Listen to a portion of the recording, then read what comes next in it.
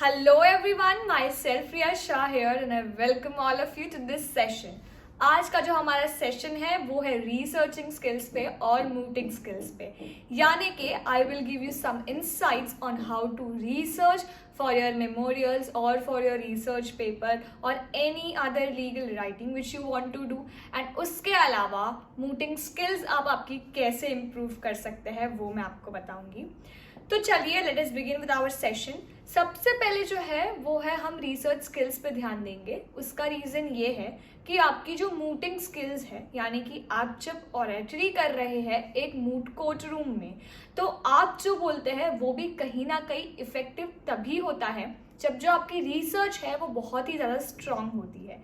इसलिए your primary focus every time should be improve your research, यानी कि research आपकी बहुत ही एक्सेलेंट क्वालिटी की होनी चाहिए, तभी आप आगे चल के कोई भी चीज़ में परफेक्शन अचीव कर सकते हैं।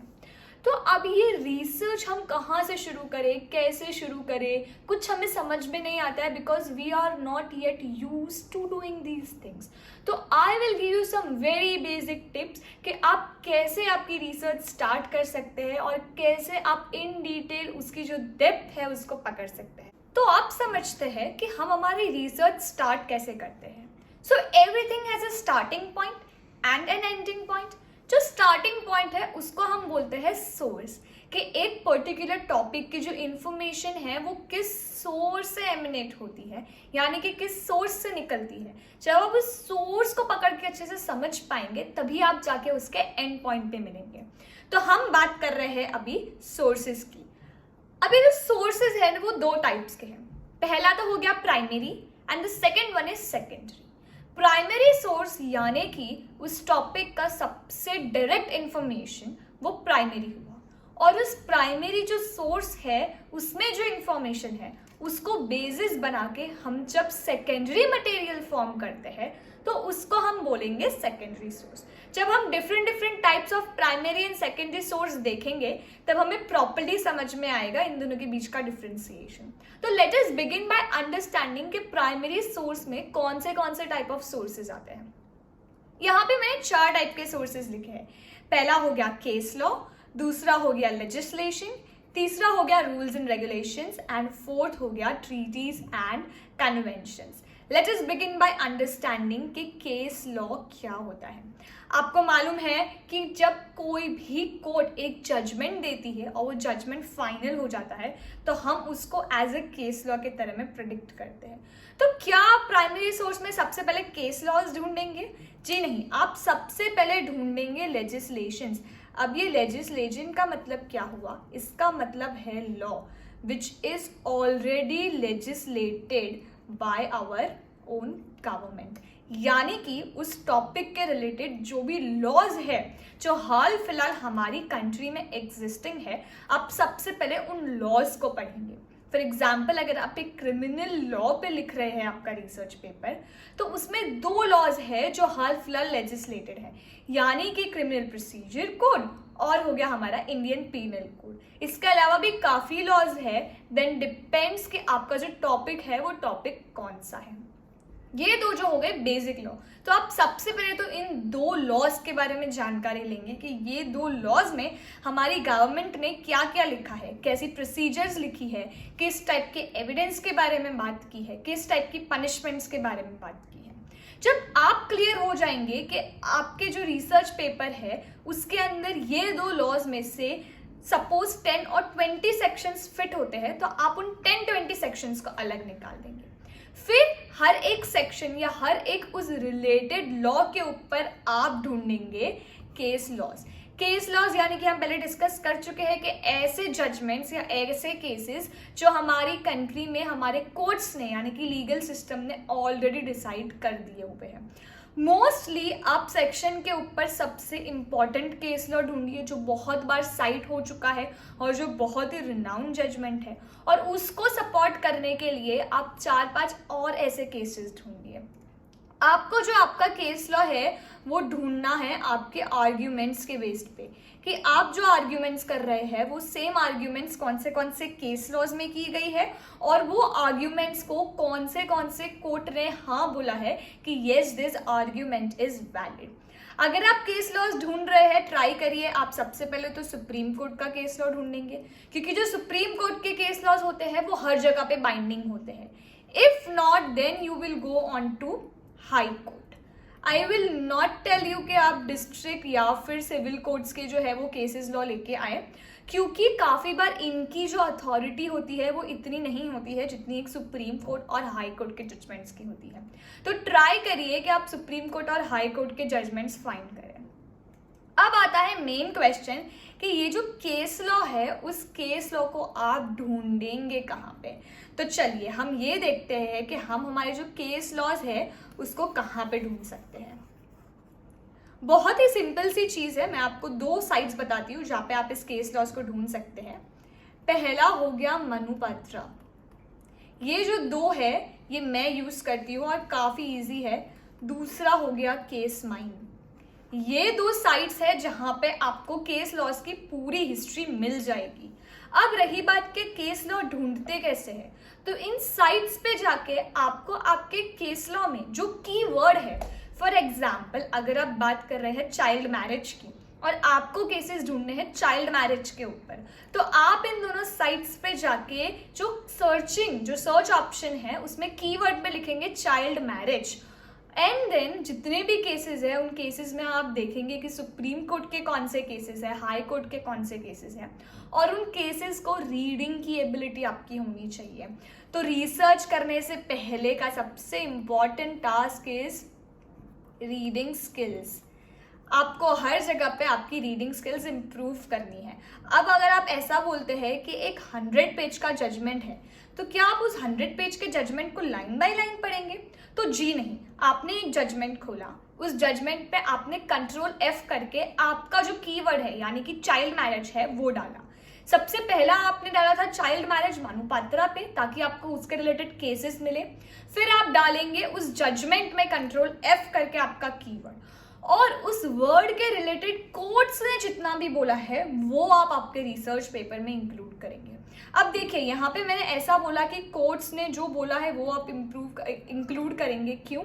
क्योंकि जब आप चाइल्ड मैरिज लिखेंगे तो आपको ऐसी भी सेंटेंसेस आएगी जो एज अ आर्ग्यूमेंट यूज किए गए हैं, यानी कि पेटिशनर ने एज अ आर्ग्यूमेंट कुछ बोला जिसके अंदर चाइल्ड मैरिज वर्ड इंक्लूडेड रहा था और रिस्पोंडेंट्स ने कुछ बोला. तो क्या आप वो साइट कर सकते हैं? तो नहीं. वो तो जो है वो एडवोकेट्स की तरफ से आ रहे हैं आर्ग्यूमेंट्स. आपको जो आर्ग्यूमेंट यूज करने हैं वो आर्ग्यूमेंट रैशनल यूज करना है जो कि कोर्ट ने डिसाइड किया है. तो always find the difference between an argument given by the petitioner और the respondent lawyer and the difference between the arguments and the rationale which are given by the decided court. आपका हो गया case laws legislations. अब हम बात करते हैं rules and regulations की. तो देखिए this is very much related to legislation. ये जो होते हैं वो जो हमारा लेजिस्लेटिव डिपार्टमेंट है वो इशू करता है डिफरेंट टाइम पीरियड्स पे ऑर्डर्स इशू करता है कि कोई एक पर्टिकुलर चीज का अब रूल है या रेगुलेशन है वो कैसे फॉलो करेंगे. तो along with this legislations I will recommend you कि आप आपके रूल्स एंड रेगुलेशंस भी पढ़ लीजिए, क्योंकि वो भी आपको हेल्प करेगा आपकी रिसर्च इंप्रूव करने में. जब आप इतना कर चुके होते हैं तो आपको काफी आइडिया आ जाता है कि ये जो टॉपिक है वो बेसिकली आप किस वे में आपको लेके जाना है. Treaties and conventions are mostly for international law, क्योंकि जितने भी ट्रीटीज कन्वेंशंस में हम एंटर करते हैं वो सारे इंटरनेशनल लॉ के लिए एंटर करते हैं. नेशनल लॉ में बहुत कम होता है कि कोई ट्रीटीज हो, कन्वेंशंस हो. So if you are going for an international law research I would recommend you कि ट्रीटीज और कन्वेंशंस है उसको अच्छी तरीके से पढ़िएगा. तो ये जो 4 चीजें हमने देखी थी वो देखी थी हमारे प्राइमरी सोर्स की, यानी कि सबसे डायरेक्ट सोर्स उस टॉपिक को रिलेटेड. अब हम बात करेंगे सेकेंडरी सोर्सेज के बारे में. तो अब ये सेकेंडरी सोर्सेज में 5 चीजें हैं: journals, case reportings, articles, Google scholar and books और एनसाइक्लोपीडिया. तो हर एक का कहीं ना कहीं काफी मतलब सेम होता है, क्योंकि हर एक चीज एक प्राइमरी सोर्स से ही ली गई है. तो जिस तरीके से आपका रिसर्च पेपर है वो एक सेकेंडरी सोर्स में आता है, वैसे ही कोई रिनाउंड पब्लिकेटर या फिर रिनाउंड ऑथर या स्कॉलर जिसने एक रिसर्च पेपर लिखा है, जिसके क्रेडेंशियल्स एक कोर्ट सिस्टम में काफी अच्छे होते हैं, आप उनके रिसर्च पेपर से भी आइडिया ले सकते हैं. हैं। तो चलिए एक एक करके देखते हैं कि जो हमारे सेकेंडरी सोर्सेज है वो क्या है। अब बात करते हैं लॉ जर्नल्स की, केस रिपोर्टिंग्स की। तो ये दोनों काफ़ी सिमिलर है, यानी कि काफ़ी जर्नल्स पब्लिक होते हैं लॉ के बारे में, टॉपिक के बारे में, डिफरेंट डिफरेंट टॉपिक्स के बारे में। फॉर एग्जांपल चाइल्ड मैरिज है तो उसके बारे में आपको काफ़ी जर्नल्स मिल जाएंगे जो डिफरेंट डिफरेंट स्कॉलर्स ने लिखे हैं, वो आप यूज़ कर सकते हैं। केस रिपोर्टर्स यानी कि जैसे AIR हो गया, तो AIR is all India reporting, यानी कि एक केस जिसका ऑल इंडिया रिपोर्टिंग से एक कनेक्शन होता है, वो सारे के सारे केसेस का रिपोर्ट बनाते हैं, यानी कि सारे के सारे केसेस को आपको एक डायरेक्टरी के फॉर्म में देते हैं। वहां से आपको केस का एक्सेस करना जो होता है वो बहुत ही ज़्यादा ईजी हो जाता है। अब हम बात करते हैं आर्टिकल्स के बारे में। आर्टिकल्स और रिसर्च पेपर काफ़ी सिमिलर हो गया। आपको पता है कि आर्टिकल का मतलब क्या होता है, रिसर्च पेपर का मतलब क्या होता है। मैं आपको 2 या 3 साइट्स बताती हूँ जहाँ से आप ये आर्टिकल्स ढूंढ सकते हैं। पहला तो है JSTOR, दूसरा है SSRN, मंडा। ये 3 जगह से मैं यूज़ करती हूँ। हाँ, लेकिन हर कोई रिसर्च पेपर प्लीज़ मत साइट करिएगा। आपके नॉलेज और अंडरस्टैंडिंग के लिए आप इसको यूज़ कर सकते हैं। और इसमें जो प्रिंसिपल्स बोले हैं वो प्रिंसिपल्स को एक प्राइमरी सोर्स में ढूंढने की कोशिश कीजिए, क्योंकि आप जितना प्राइमरी सोर्स डालेंगे आपके रिसर्च पेपर में, उतना ही आपका जो रिसर्च पेपर है वो स्ट्रॉन्ग दिखेगा। स्ट्रॉन्ग इन सेंस कि आपका जो लीगल आर्ग्यूमेंट्स है वो काफ़ी ज़्यादा स्ट्रॉन्ग दिखेगी और एकदम अफेक्टिव होगी। उसकी जो क्रेडिबिलिटी है वो बहुत ही ज़्यादा स्ट्रॉन्ग होगी। अच्छा, जो गूगल स्कॉलर है वो भी एक फॉर्म ऑफ वेबसाइट ही है जहाँ पे आपको आर्टिकल्स मिल सकते हैं। गूगल पे कुछ भी मत सर्च कीजिए, उसकी जो भी साइट्स आती है उससे कुछ भी आप मत लीजिए। That is the very ineffective way of doing a research. Google पे काफ़ी बार बहुत सी चीज़ें रॉन्ग मिलती है और वो जब आपके रिसर्च पेपर में डालते हैं तो आपका रिसर्च पेपर आपकी क्रेडिबिलिटी को ज़ीरो कर देता है। तो अगर आपको गूगल यूज़ ही करना है, आई would recommend Google scholar use कीजिए। उस पर कीवर्ड्स लिखिए, जो ऑथर है उनको सर्च करिए कि वो ऑथर कितने रिनाउन है, क्या है, एंड देन उनके आर्टिकल्स पढ़िए और उनके आर्टिकल्स को आप आपके रिसर्च पेपर में यूज़ करिए। Books and encyclopedias are a very good way of secondary research. जो चीज़ आपको प्राइमरी में नहीं मिल रही है वो आपको बुक्स में मिल जाएगी। I will recommend always go for books, क्योंकि वो आपकी बेसिक अंडरस्टैंडिंग क्लियर करता है और बुक्स में भी काफ़ी चीज़ें डायरेक्टली प्राइमरी सोर्स से ली होती हैं। तो अगर आप बुक पढ़ेंगे तो आपको प्राइमरी सोर्स में शायद इतनी मेहनत करने की ज़रूरत नहीं पड़ेगी, क्योंकि बुक में ऑलरेडी आपको प्राइमरी सोर्स का जो डेस्टिनेशन है वो मिल जाएगा। तो देखिए, हम प्राइमरी और सेकेंडरी सोर्सेज का डिफरेंस समझ चुके हैं। अब हम बात करते हैं कि आपको जो आपकी रिसर्च स्किल्स है वो कैसे चालू करनी होती है। Sit with a laptop, start taking things one by one. अगर पहले आप लेजिस्लेशन ढूंढ रहे हैं तो एक दिन पूरा लेजिस्लेशन को दीजिए, पढ़िए, समझिए, उसके रिलेटेड सेकेंडरी सोर्स भी पढ़िए, एक टॉपिक को कंप्लीट करिए। उसके बाद आप जाइए उसके सपोर्टिव लीगल आर्ग्यूमेंट्स को ढूंढने केस लॉज में। हर एक केस लॉ को ऊपर से पढ़िए। आपको ध्यान देना है कि ये केस लॉ आपके फेवर में यूज हो सकता है या आपके अगेंस्ट में यूज हो सकता है। उस रिलेटेड लेजिस्लेशन का सबसे इंपॉर्टेंट डिसाइडिंग जजमेंट कौन सा है, ये सब आपको तभी पता चलेगा जब आप उसके रिलेटेड बहुत सारे आर्टिकल्स जो है वो पढ़ चुके होंगे और उसके बाद जो है आप वो केस लॉ को पढ़ के समझने की कोशिश कर रहे हैं।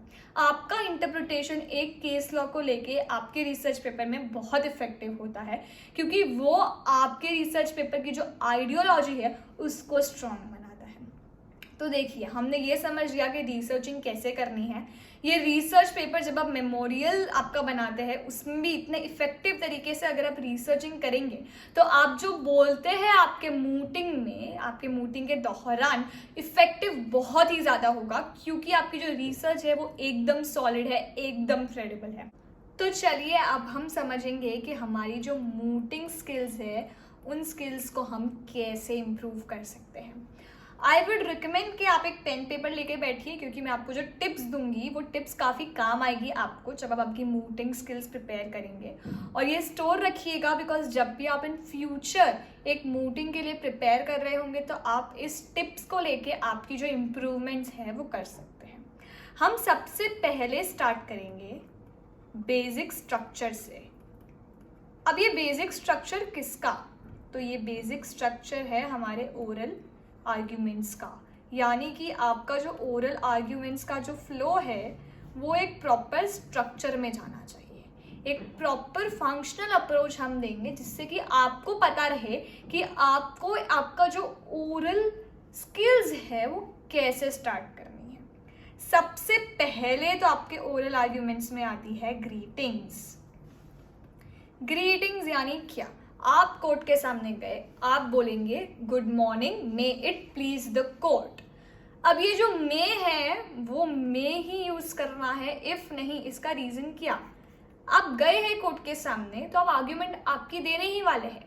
इफ क्वेश्चन करके तो मतलब ही नहीं कि if it pleases the court, it has to please the court, hence you are on a positive note telling that may it please the court. उसके बाद ही आप जो है आपका इंट्रोडक्शन चालू करेंगे। तो हमारा सेकेंड पॉइंट आ जाता है इंट्रोडक्शन।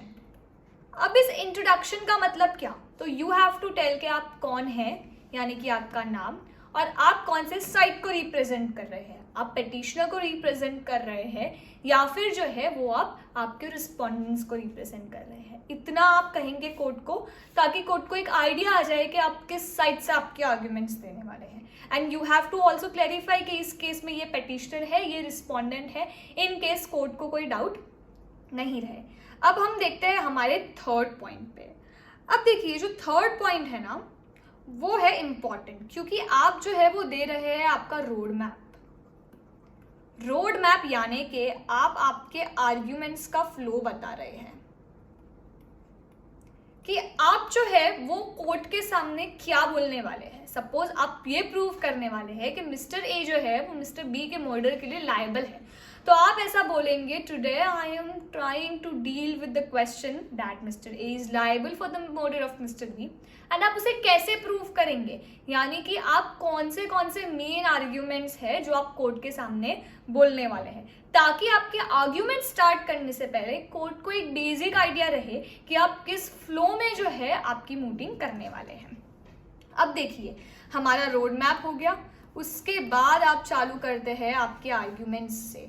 यहाँ पे सपोज आपने 3 इश्यूज बनाए हैं आपके मूड प्रॉब्लम में, तो आप ये 3 इशू में सबसे पहले फर्स्ट इशू को डील करेंगे। फर्स्ट इशू को इन डिटेल आप समझाएंगे। सपोज करिए फर्स्ट इशू के आपने और 3 इशू डिवाइड किए हैं। The first issue is whether mister A is liable for murder of mister C. तो आप 1.1 बना रहे हैं कि हाँ क्योंकि नेग्लिजेंस था। सेकेंड पॉइंट बना रहे हैं हाँ क्योंकि इंटेंशन था प्लस गिल्टी एक्ट था, और थर्ड आप सपोज बना रहे हैं कि there was no defence available. इन तीनों को आप अच्छे से एक्सप्लेन करेंगे और इन अ सीक्वेंस कि पहला नेग्लिजेंस था तो क्यों था, आप उसके अंदर आपकी क्या आर्ग्यूमेंट्स लिख रहे हैं, उस आर्ग्यूमेंट्स को सपोर्ट करने वाले केस लॉज क्या दे रहे हैं। देखिए ये बहुत इंपॉर्टेंट रोल प्ले करता है केस लॉज, क्योंकि अगर आपने एक भी केस लॉ दे दिया जो आपके फैक्ट्स से सिमिलर है तो कोर्ट बिल्कुल भी नहीं सोचेगा आपके फेवर में डिसीजन देने के अलावा, राइट। सो मेक श्योर कि आपकी जो रिसर्च है उसमें काफी केस लॉज हो, और केस लॉज के साथ साथ लेजिस्लेशन यानी कि जो लॉज बने हुए हैं वो लॉज काफी हो। तो अब देखिए आपने ये आर्ग्यूमेंट चालू की है आपकी, सेकेंड पॉइंट भी आपने इसी तरीके से एक्सप्लेन किया और थर्ड पॉइंट भी आपने इसी तरीके से एक्सप्लेन किया। सेम उस पैटर्न में आपको आपकी सारी जो भी 2, 3, 4 आर्ग्यूमेंट्स आपने लिखी है वो आपको आपकी आर्ग्यूमेंट्स खत्म करनी है। अब हम आते हैं आर्ग्यूमेंट्स के बाद। तो आर्ग्यूमेंट्स के बाद जो आता है वो है आपका कंक्लूजन, यानी कि आप ऐसा बोलोगे, अगर see this is a question of time, अगर आपकी आर्ग्यूमेंट्स खत्म करने के बाद आपके पास टाइम बचा है तो आप कंक्लूजन बोलेंगे, if not then you will directly move on to prayer, क्योंकि ये ना एक इंपॉर्टेंट पार्ट है। आपने आपकी आर्ग्यूमेंट्स तो दे दी, लेकिन आपने ये नहीं बताया कि आप कोर्ट से चाहते क्या है। आपको डैमेज चाहिए, डैमेज रिकवरी चाहिए, कॉम्पेंसेशन चाहिए, आपको क्या चाहिए वो बताना बहुत जरूरी है। अगर टाइम है आप कंक्लूजन बोल दीजिए कि my lord I have stated this arguments and my whole reason was to prove that Mr. A is liable। उसके बाद आप बोलेंगे prayer that I want Mr. A to be punished for इतना years and I want this much amount of compensation or recovery to be paid to my client। ये बोलने के बाद देखिए होता है रिबटल। अब ये रिबटल का मतलब क्या होता है कि आप पेटिशनर हैं, आपने आपके आर्ग्यूमेंट्स दिए, आपके आर्ग्यूमेंट्स को क्रॉस कर लेगा रिस्पोंडेंट उसके आर्ग्यूमेंट्स के टाइम पे, लेकिन अब रिस्पोंडेंट ने जो उसके आर्ग्यूमेंट्स दिए हैं उसको आप क्रॉस करेंगे आपके रिबटल में। तो हमेशा when you are giving an introduction to the court, tell that you will save 2 minutes और 5 minutes फॉर दी रिबटल, यानी कि आपका जो टोटल आर्ग्यूमेंट का टाइम है उसमें से 2 मिनट या 5 मिनट आप रिबटल के लिए सेव करते हैं, ताकि जो रिस्पोंडेंट आर्ग्यूमेंट्स दे रहा है उन आर्ग्यूमेंट्स को आप क्रॉस कर पाओ। एक चीज रिबटल में ये ध्यान रखने की है कि आप रिबटल में कभी भी न्यू आर्ग्यूमेंट्स नहीं देंगे। आप हमेशा जो आर्ग्यूमेंट्स रिस्पोंडेंट ने दी है सिर्फ उनको क्रॉस करने के लिए जो एसेंशियल फैक्ट्स है वो बोलेंगे। Never ever try to put new arguments into the rebuttal, because that will displease the court. वो कोर्ट को इरिटेट कर देगा, क्योंकि आपके पास आपका टाइम था आर्ग्यूमेंट्स बोलने का, तब आपने नहीं बोली, तो आप रिबटल में उस आर्ग्यूमेंट्स को नहीं बोलेंगे। ये एक बेसिक स्ट्रक्चर है जो हम फॉलो करते हैं जब आप आर्ग्यूमेंट्स दे रहे हैं आपकी। तो एक चीज याद रखिए, आप आर्ग्यूमेंट्स को स्टार्ट कैसे करते हैं। सपोज आप फर्स्ट नंबर का आर्ग्यूमेंट कर रहे हैं, तो उसके रिलेटेड सबसे पहले की जो लॉ है आपका वो लॉ बोलिए, उस लॉ से रिलेटेड जो हमारे फैक्ट्स है वो फैक्ट्स बोलिए, और फिर उन दोनों को सपोर्ट करने वाले जो केस लॉज है वो आप केस लॉज बोलेंगे। सो इस तरीके से एक परफेक्ट आर्ग्यूमेंट आप फ्रेम कर सकते हैं। सो यहाँ पे हम इतना समझ लेते हैं कि हमारा बेसिक स्ट्रक्चर कैसे वर्क होना चाहिए। तो देखिए, अब हमने देख लिया है कि हमारा जो है वो बेसिक जो मूटिंग स्किल्स है उसका बेसिक स्ट्रक्चर क्या होता है। अब हम आते हैं पार्ट 2 ऑफ आवर डिस्कशन पे, मूटिंग स्किल्स के रिलेटेड। तो अब इसमें मैं आपको डिफरेंट एस्पेक्ट्स बताऊंगी ओरल आर्ग्यूमेंट्स के, कि ओरल आर्ग्यूमेंट्स करते वक्त इस पॉइंट पे आपको कहाँ फोकस देना है और कैसे फोकस देना है। तो सबसे पहला जो अपना डिस्कशन है वो है प्रिपरेशन। अब आप कोई भी चीज स्टार्ट करते हैं उससे पहले आप उस चीज के लिए प्रिपेयर होते हैं, भले वो आप रिसर्च कर रहे हो, भले आप मूटिंग स्किल्स पे फोकस कर रहे हो, या फिर आप कोई कंपटीशन के लिए जा रहे हो। तो अब आपके जो ओरल आर्ग्यूमेंट्स है उसकी जो प्रिपरेशन है वो आपको कैसे करनी है। तो सबसे पहले तो you should know laws, facts and cases pertaining to that particular argument. ये 3 चीजें आपको एकदम अच्छे से पता होनी चाहिए। पता होने का मतलब ये नहीं है कि आपको रटना है, पता होने का मतलब ये है कि आप इन तीनों चीजों का एनालिसिस हर एंगल से कर चुके हैं और आपको हर वे में पता चल चुका है कि ये आप आपके जो मूड प्रॉब्लम है उसमें कैसे इम्प्लीमेंट कर सकते हैं। अब आपको एक और चीज पता होनी चाहिए, दैट इज अपोनेंट्स साइड। अगर आप पेटिशनर है तो आपको ये पता होना चाहिए कि आपका जो रिस्पोंडेंट है उसके स्ट्रॉन्ग पॉइंट्स कौन से हैं। उस स्ट्रॉन्ग पॉइंट्स को काउंटर करने के स्ट्रॉन्ग आर्ग्यूमेंट्स आपके पास रेडी होने चाहिए। आप उस चीज के लिए प्रिपेयर्ड होने चाहिए, क्योंकि आप जितना केस खुद का स्ट्रॉन्ग बनाओगे उतना इंपॉर्टेंट ये भी है कि आप सामने वाले का जो केस है उसको वीक करिए। जब आप उसको वीक करेंगे तो आपका जो स्ट्रॉन्ग केस है, भले वो मीडियम भी होगा, तो भी you will get a favour against the opposite party. अब प्रिपरेशन में एक और चीज आती है कि आपके पास आपके मटेरियल्स रेडी होने चाहिए। एक आप मूड कोर्ट में जब जाते हैं तो आपके पास एक फोल्डर रेडी होना चाहिए जिसमें आपके आर्ग्यूमेंट्स का एक ऑर्डर लिखा है, आर्ग्यूमेंट्स की पूरी डिटेल्स है, आर्ग्यूमेंट्स में जो केसेस साइट किए हैं वो केसेस की कॉपी है, आर्टिकल्स साइट किए हैं वो आर्टिकल्स की कॉपी है, वेल मैनेज्ड है हर कोई चीज। अब सपोज आप केस लड़ने जा रहे हैं और कोर्ट आपसे मांगता है कि आपने केस साइट किया, चलिए मुझे इस केस में क्या हुआ था बताइए, इस केस की कॉपी दीजिए। तो आपके पास वो केस रेडी एट हैंड होना चाहिए आपके कोर्ट को सर्व करने के लिए। इससे आपकी जो इंप्रेशन है वो बहुत ही ज्यादा अच्छी पड़ती है और आपका जो कॉन्फिडेंस लेवल है वो कॉन्फिडेंस लेवल बूस्ट अप होता है। आप जितना प्रिपेयर्ड होंगे उतना आपका कॉन्फिडेंस लेवल जो है वो अच्छा होगा। ये हमने बात की प्रिपरेशन की। अब let us point out part B. Part B जो है वो है प्रैक्टिस। अब ये प्रैक्टिस कैसे आती है? तो सिंपल है कि आप जो आपकी आर्ग्यूमेंट्स है उसको बार बार पढ़िए, बार बार प्रैक्टिस कीजिए मूटिंग की, सेम उसी तरीके से जिस तरीके से आप कोर्ट रूम में प्रेजेंट करेंगे। जब आप एकदम रेडी हो चुके हैं खुद का पॉइंट ऑफ व्यू देख के कि हाँ अब आपके हिसाब से आप रेडी है, call a senior or someone who is expert in that field, may be your faculty or someone who has done mootings from your classes. उनको बिठाइए और उनको बोलिए आपको जज करने को। इससे क्या होगा कि वो जो क्वेश्चंस थ्रो करेंगे, उनके सामने जो एक प्रेजेंट करने का तरीका होगा, उससे आपको ये पता चलेगा कि आपको एक्चुअली आपके मूड कोर्ट कंपटीशन के टाइम पे क्या क्या चीज़ें इम्प्रूव करनी है, आपकी जो प्रैक्टिस है उसमें।